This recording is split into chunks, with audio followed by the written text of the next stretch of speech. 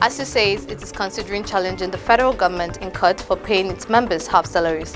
Hi, welcome to What's Happening. These are the top 10 stories. At number 1, the Academic Staff Union of Universities says it is considering challenging the federal government in court for paying its members what it described as so-called pro rata payment for 18 days as the October 2022 salaries of academic session. President of the union, Professor Emmanuel Oshodeke, who stated this after a NEC meeting, argued that members of the union are not casual workers but intellectuals who cannot be paid on pro rata basis. Although the union leader silent on whether they would embark on another strike, he however appealed for the understanding of Nigerian students, parents and other genuinely concerned individuals and groups in the country. At number 2, the Federal High Court sitting in Gusau, the Zamfara State capital, on Tuesday nullified the governorship primary of the People's Democratic Party that produced Dauda Lawal Dare as the governorship candidate of the party in the state. Justice Aminu Bapa also ruled that PDP will not field any candidate for the 2023 governorship election in the state. This is the second time the court will nullify PDP governorship primary in Zamfara. Recalling in September, the court nullified the previous primary that elected Lawal Dare following a suit filed by Ibrahim Shehu and 2 other aspirants challenging the credibility of the primary. At number 3, the National Drug Law Enforcement Agency has uncovered plans by some persons to introduce an illicit drug, fentanyl, into the Nigerian market. The agency made this known in a statement on Tuesday by its Director of Media and Advocacy, Femi Babafemi. NDLEA noted that fentanyl was 100 times stronger than tramadol, warning that the illicitly manufactured drug is capable of causing mass casualty among the youth population being targeted by the cartels. The Anti-Narcotics Agency said every step must be taken to ensure that the drug, which is currently responsible for over 70% overdose deaths, as well as a major contributor to fatal and non-fatal overdoses in the US. The agency also assured the public that all necessary assets had been deployed to monitor the cartels involved with a view to frustrating their criminal plot and make them face the wrath of the law. At number 4, 4 out of the 9 widows of the activists from the Ogoni region who opposed the operating practices of the Royal Dutch Shell Oil Corporation have ended their case and cancelled further proceedings against Shell in Hague, Netherlands.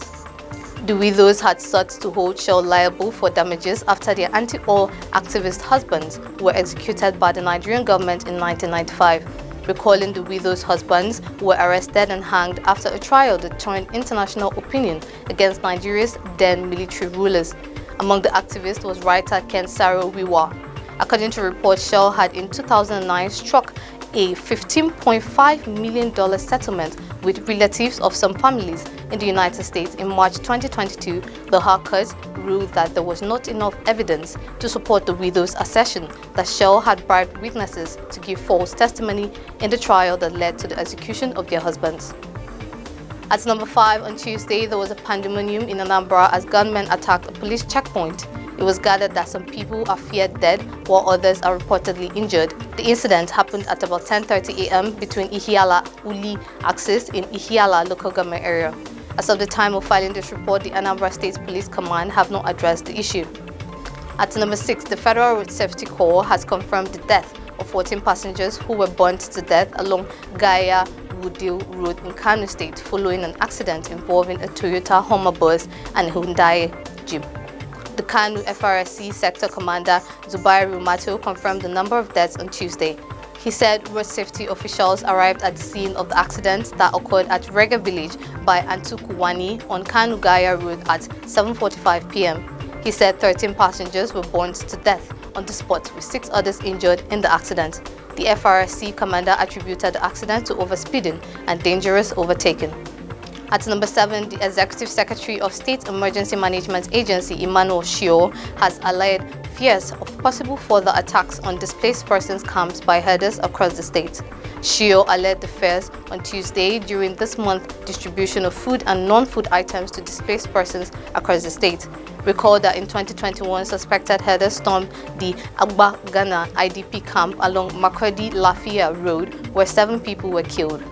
At number 8, the United Nations Children's Fund is set to provide psychosocial support to the 21 rescued children in Katsina State. This was contained in a statement issued by the UNICEF communication specialist Samuel Kalu on Tuesday in Katsina. Kalu said that the therapy would help the children handle the trauma and also be reintegrated into society. According to a report, the children, mostly between 16 and 21 years, were kidnapped on October 30th while harvesting crops at a farm in Mairuwa, Faskari local government area of the state. The victims, comprised of 17 girls and 4 boys, were rescued from captivity after 6 days by the police in the state. At number 9, the World Health Organization has trained about 350 Nigerian corps respondents in readiness for deployment within the first 24 hours of an emergency. Tagged AVOHC Surge Team, they were on board through the strengthening and utilizing response groups for emergencies, a WHO initiative, and the African Health Volunteers Corps, a team of African volunteer medical and public health professionals established by the African Union. Speaking during the ceremony in Abuja, WHO Nigerian representative Dr. Walter Kazadi Mulumbo said preparation and early rapid execution of outbreak response strategies are critical in detecting, containing, and mitigating the spread of potentially dangerous infectious diseases. He added that in Nigeria, emergencies, disasters, and other crises increase in number and magnitude daily, affecting thousands of vulnerable and unprotected people.